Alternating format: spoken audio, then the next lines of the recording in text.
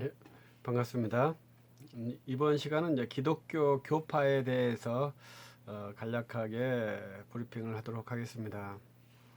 이제 유튜브 동영상 보면 이제 기독교 교파에 대한 여러 이해들이 잘 제시되어 있습니다.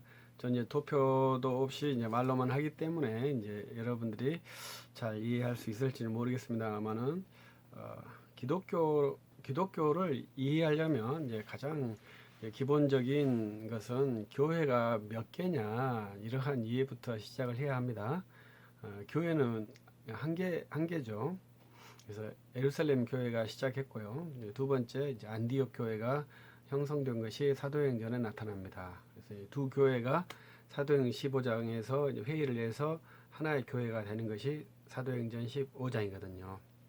그래서 교회는 한 개다 이렇게 볼 수 있고요. 그래서 다시 사도 바울이 이제 그 사도행전은 사도 바울이 저쪽으로 쭉 아시아 쪽으로 복음을 전도하죠. 그리고 이제 나중에 바나바와 헤어지면서 바나바는 이집트 쪽으로 가서 복음을 전도한 것으로 추측을 합니다. 도마 사도는 인도까지 가서 복음을 전도했고요. 그래서 이제 사도 베드로와 사도 바울께서는 로마에서 순교를 했죠. 그래서 이제 여러 사도들은 모두 다 순교를 했어요.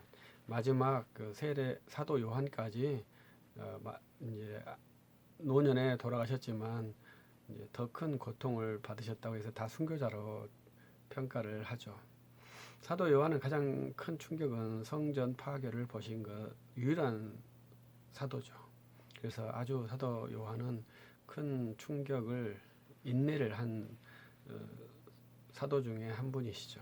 그래서 그렇게 해서 로마 전체의 교회가 형성되어서 한 교회다 이렇게 하고 300년 동안 박해를 받았죠. 313년에 종교 관용령이 시작되면서 이제 그 재산도 획득할 수 있게 된 그런 교회가 됩니다. 313년 이전 교회와 313년 이후 교회를 아주 크게 나눠야 돼요. 왜냐하면 합법적인 기관이 되어서 이제 예배당을 소유할 수 있는 그러한 기관이 된 거지 않습니까? 그래서 합법적인 예배당이라는 형태가 313년 이후에 형성돼요. 그러니까 313년 이전에는 회집처들이 다 어떻게 보면 허락되지 않는 에집트에서 비공식적인 모임으로 교회가 이루어졌다고 봐야 되겠죠. 그래서 313년에 이제 교회가 예배당을 소유하게 되고 이제 교회 토지도 소유하게 되면서 이제 거대화가 되죠.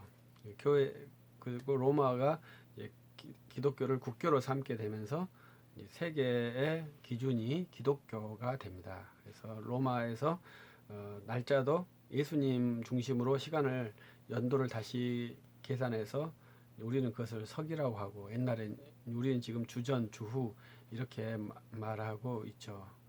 그래서 이제 예수님 중심으로 기독교 중심으로 로마 사회가 완전히 편제되었어요. 근데 로마가 워낙 큰 나라여서 언어가 크게 두 개로 나뉘었습니다. 라틴어와 헬라어 이렇게 나뉘어서 이제 이 언어의 충격을 잘 해소하지 못했어요. 왜냐하면 우리 사도행전에 있었던 그 지역들은 다 헬라어 사역권이거든요. 로마 이 서쪽 지역에 북아프리카 이렇게 이탈리아 쪽은 라틴어권입니다. 그래서 이 성경에 나타나지 이 어느 지역이 라틴어권이기 때문에 두 개가 잘 문화적인 소통이 잘 안 됐고 신학적으로도 잘 맞지 않았어요. 그 중에 하나는 동방교회 이쪽의 교회들은 사도신경을 하지 않고 381년에 결정한 콘스탄티폴리스 신경을 고백을 했고요. 이쪽에 있는 라틴어권은 사도신경을 고백하는 것도 하나의 교회의 풍토였죠. 여러 가지 모습이 달라지면서 이제 1054년에 교회가 분리되게 됩니다. 그래서 서방교회와 동방교회로 분리가 돼요. 그래서 그때부터 이제 혼돈이 온 거죠. 그래서 교회가 몇 개냐? 우리는 한 개인데 1054년에 교회가 분리되었다. 그러면 교회가 두 개가 된 거잖아요. 그래서 그러면 교회가 몇 개냐? 그래서 우리는 여전히 교회는 한 개라고 믿는 것이 이제 우리의 신학의 난점이죠. 분명히 형식적으로는 교회가 둘이 되어 버렸어요. 근데 이제 참고적으로 이 동방 지역에서는 이 터키, 시리아, 이집트, 에티오피아, 아르메니아 이 지역에 있는 교회들은 451년에 결정된 칼케톤 신경을 인정하지 않아요. 그래서 정통교회에서 이탈을 해버렸어요. 이러한 교회들을 오리엔탈 옥토도스 교회, 동방 정교회라고 합니다. 그래서 이제 이러한 교회들은 이제 단성론자라고 해요. kop틱이나 아르메니아 정교회, 시리아 정교회, 레바논도 이제 기독교라는데 그것도 정교 그 단성론자들일 겁니다. 에티오피아 정교회 이런 집단들은 다 오리엔탈 정교회예요.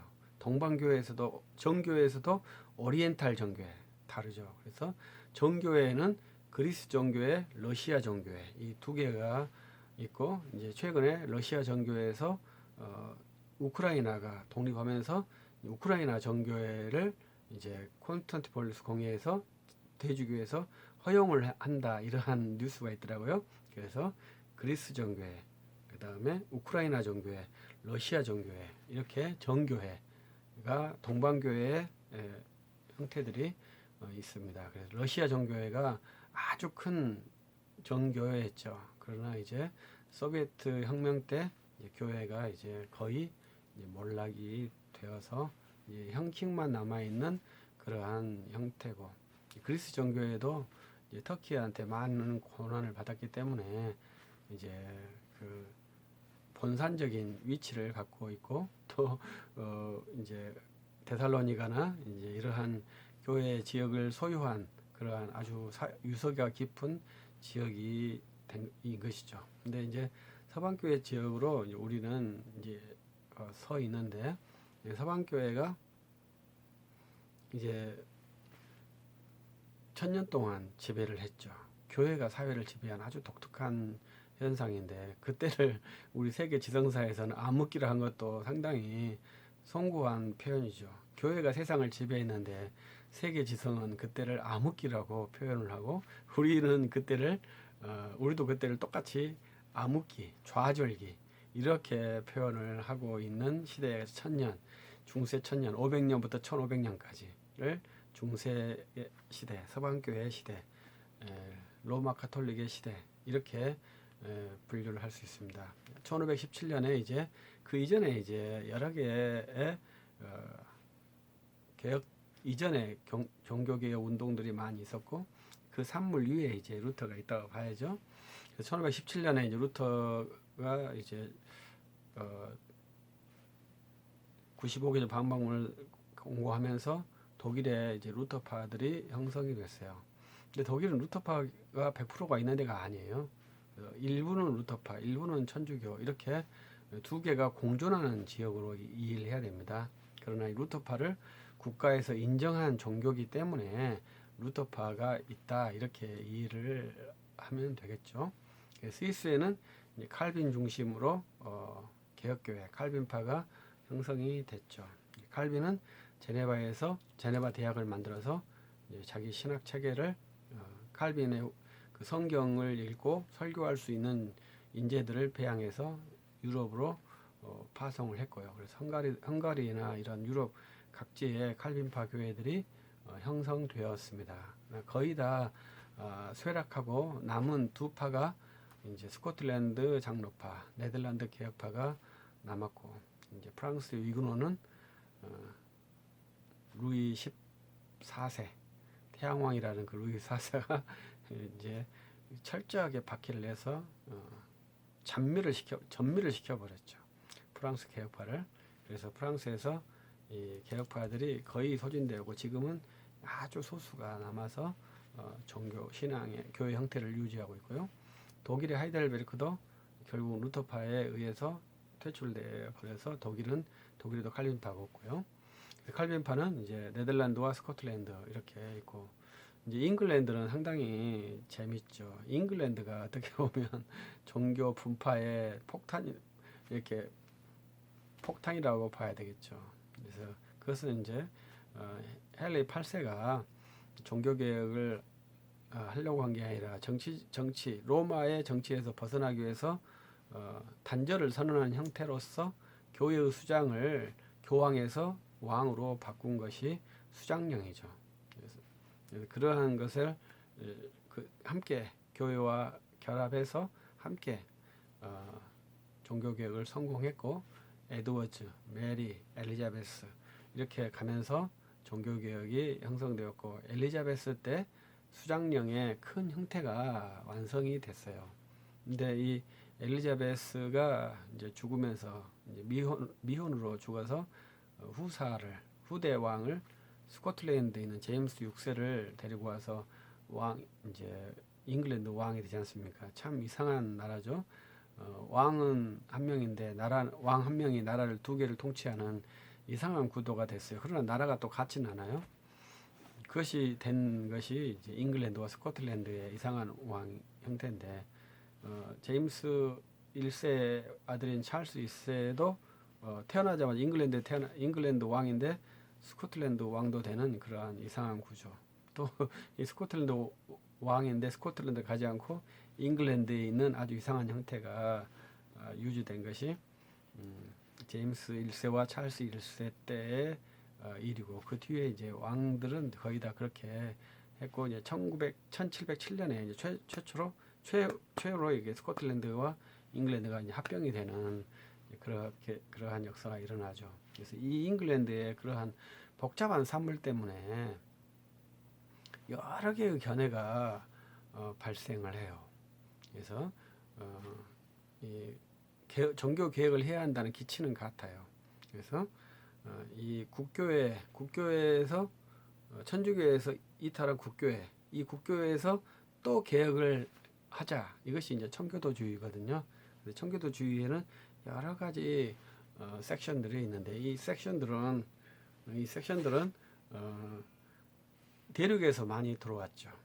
그래서 거기에서 성공회가 있고, 그 다음에 침례교가 있고, 그 다음에 감리교가 있고, 그래서 그렇게 됐을 때 이제 퀘이커, 구세군 여러 개의 종파들이 형성됩니다. 그래서 그러한 모든 것들은 이제 잉글랜드에서 형성이 됐고, 이분들이 이제 미국으로 가면서 더 많은 종파들이 또 형성되죠. 그래서 그런 것은 거의 우리가 이단이라고 하는 안식교나 몰몬교나 이러한 것들이 또 미국에서 쭉 정착을 하게 돼요. 그래서 엄청나게 많은 기독교 종파가 형성이 됩니다. 그래서 많은 기독교 종파는 우리 기독교의 역사의 흔적, 제1번 흔적, 2번 진리를 향한 갈구. 그래서 그 표현을 우리는 기쁘게 허용한다. 너가 진리를 위한 갈구를 하는 것을 내가 기쁘게 허용한다. 이러한 자유의식이 있는 것이죠. 그래서 기독교는 성경의 근거에서 자기 의사를 기쁘게 표현할 수 있는 그러한 체제가 되었어요. 그래서 그것을 통제할 수 있는 좀 더 그것은 통제할 수 있는 구성체가 사라져 버렸어요. 옛날에는 천주교가 통제를 했었죠. 그래서 마음에 안 들면 마녀 사냥도 하고, 성경을 번역하니까 화형시키기도 하고, 이러한 일들을 했죠. 근데 그러한 카테고리가 사라지니까 성경 번역도 자유스럽게, 성경 읽는 것도 자유스럽게, 모든 것이 다 자유스러우니까 다 각양각색 사유에 따라서 종파들이 엄청나게 분화가 되어버린 것이죠. 그래서 기독교에는 수많은 분파가 존재하게 되었습니다. 우리 한국에는 장로파가 200개라고 해요. 그래서 장로파 교단이, 그러면 이제 왜 장로파 교단이 합병하면 되지 않습니까? 이렇게 말하지만, 우리의 이제 성향에 따라서 이렇게 분열이 됐잖아요. 합병이 돼도 좋죠. 그러나 분파가 된 것이 나쁜 것도 아니에요. 그래서 자기의 생각을 말할 수 있느냐가 중요하다 이 말이죠.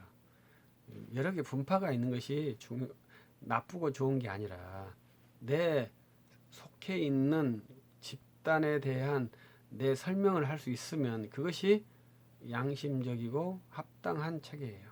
우리가 큰 하나에 소속돼 있으니까 좋은 것이 아니라, 아무리 작은 형태라도 내가 나를 표현할 수 있으면 그게 좋은 거예요. 세상은 참 쉽지 않습니다. 제가 쉽지 않다는 것은 사마리아인이 지금도 있더라고요. 근데 그 사마리아인이라는 정체성을 갖고 있는 사람이 한 500명 되는 것 같아요. 그래서 그분들은 아직도 사마리아 오경을 읽으면서 종교 생활을 하고 있다고 합니다. 그래서 그분들 한번 만나보고 싶기도 해요. 그래서 가장 오래된 오경 텍스트는 사마리아 오경이죠. 우리 기독교에 있는 오경이 오래된 게 아니라 사마리아인들이 갖고 있는 오경이 역사적으로는 상당히 오래된 텍스트라고 볼 수 있습니다.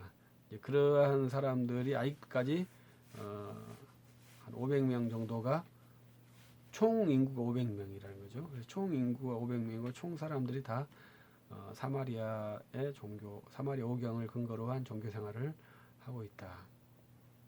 얼마나 특이합니까? 우리 똑같은 동질의 기독교 신앙체가 전 세계 500명이니까 500명이면 어떻습니까? 사마리아인들도 500명 갖고 자기의 정체성을 유지하고 있는데요. 그리스도인은 그걸 못하겠습니까? 500명이니까 우리 종교를 바꾸자 이렇게 하겠습니까? 그러지 못하겠죠. 그래서 우리가 계속 분화하는 것이 중요한 게 아니고 내가 어떻게 서 있는가 이런 것을 안다면 많은 교파가 결코 불편하지는 않을 거예요.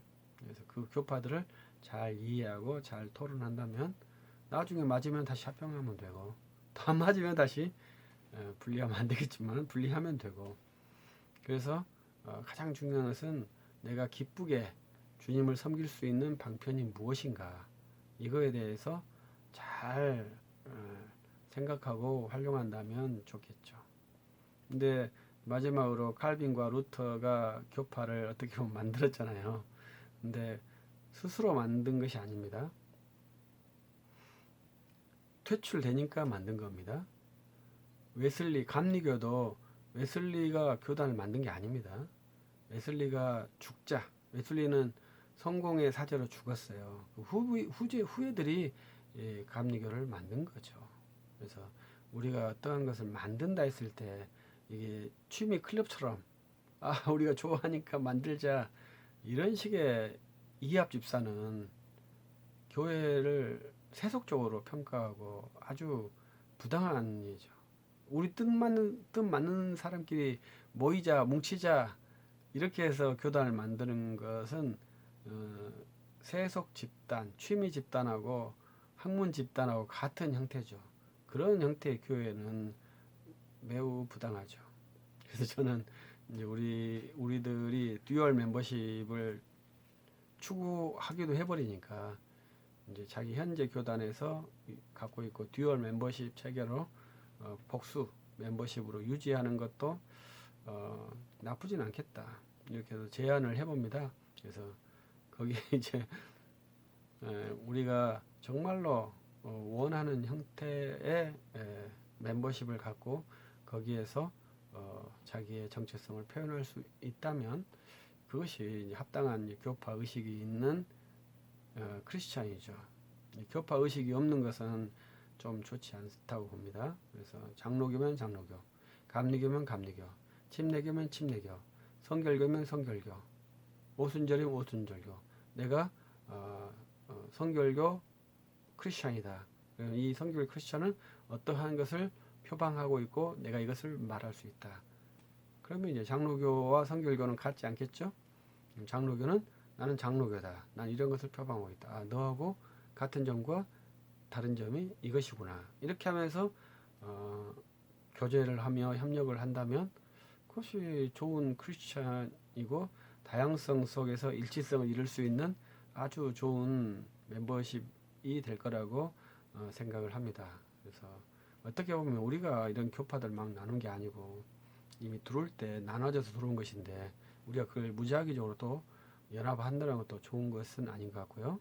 그런 것들을 우리가 잘 유지하면서 또 기회가 되면 연합을 할 수도 한 교단으로 합당한 문서를 만들어서 그 한 교단으로 합병도 할 수 있겠죠. 그래서 기독교 안에 많은 교단이 있는데 그것을 불편하게 생각하지 마시고 그 교단 안에서 나를 정확하게 드러내는 밝히는 훈련을 하는 것이 훨씬 더 유익하고 멋진 그리스도인이 될 수 있는 소재가 이런 다양한 교파에서 주는 하나의 유익이라고 생각을 합니다. 폐해도 있죠. 그래서 폐해는 다른 사람이 봤을 때 이해를 못하는 거예요. 근데 우리는 우리가 이해를 못하면 안 되겠죠. 우리는 이해를 해야죠. 왜냐면 우리 일이니까. 다른 사람이 봤을 때는 이해 못하는 것은 뭐 어쩔 수 없고 우리가 그 설명을 해주면 되겠죠. 그래서 나도 몰라. 나도 왜 이렇게 모르지? 너 불편해. 이것이 참 황당한 거죠. 내 일이기 때문에 나는 내 일을 정확히 이것은 이렇게 된 것이어서 우리는 불편하지 않지만 너는 좀 불편할 거야. 그래서 이해해줘. 그럼 우리는 이렇게 사는 것이 나쁘지 않아. 왜? 내가 나를 표현하는 훈련이니까. 내가 나를 잘 표현할 수 있으니까. 그리고 또 다른 사람의 표현을 내가 무시하지 않고 또 잘 받아들일 수 있으니까 전혀 문제가 안 되죠. 이제 우리 기독교 밖에 있는 사람이 봤을 때는 왜 저렇게 나눠지느냐 이렇게 의문을 갖게 되겠죠. 불편함을 갖는 것은 밖에 있는 사람이 불편함을 가져야지 안에 있는 우리가 불편함을 갖는다면 그건 상당히 그 앞뒤가 안 맞는 것입니다. 그래서 여러분들은 그러한 많은 교파에 대해서 불편함을 갖지 마시고 그 안에서 자유로움과 나의 선명함을 드러낸다면 많은 교파가 우리에게 준 도전이고요. 그 도전을 해소했기 때문에 자유와 유익이 있을 것이라 이렇게 생각을 하고 이제 좀 더 제가 이 교파에 대해서 이 플로우 차트를 만들어서 좀 더 명쾌하게 제시할 수 있는 때가 좀 더 빨리 오기를 기대하면서 다음에 교파에 대해서 이 차트를 만들어서 좀 더 시각적으로 볼 수 있는 그런 시간 한번 더 갖도록 하겠습니다. 감사합니다.